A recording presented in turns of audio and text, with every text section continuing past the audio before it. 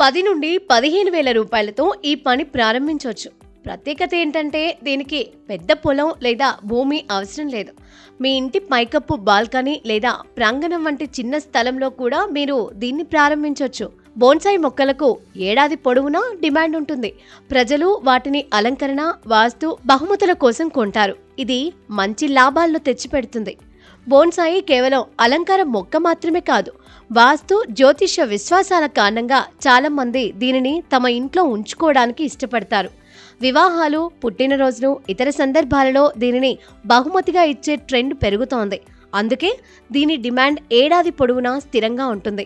Bonsai వ్యాపారాన్ని ప్రారంభించడానికి మీకు కొన్ని ప్రాథమిక వస్తువులు అవసరం.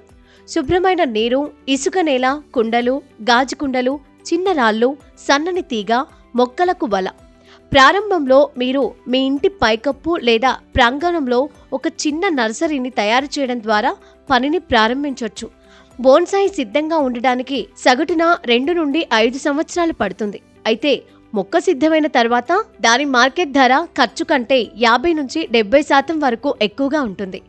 ఈ వ్యాపారాన్ని ప్రోత్సహించడానికి కేంద్ర రాష్ట్ర ప్రభుత్వాలు కూడా సబ్సిడీని అందిస్తున్నాయి. దీనిపై కేంద్ర ప్రభుత్వం 50% వరకు సబ్సిడీని అందిస్తుంది. ఇందులో 60% కేంద్ర ప్రభుత్వం నుండి, 40% రాష్ట్ర ప్రభుత్వం నుండి వస్తుంది.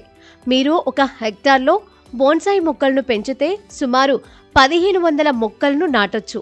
వీటి నుండి ఏటా 3 నుండి 4 లక్షల రూపాయలు సంపాదించడం సాధ్యమవుతుంది. తక్కువ ప్రారంభ పెట్టుబడి, ప్రభుత్వ మద్దతు కారణంగా ఈ వ్యాపారం మరింత ప్రజాదరణ పొందుతోంది.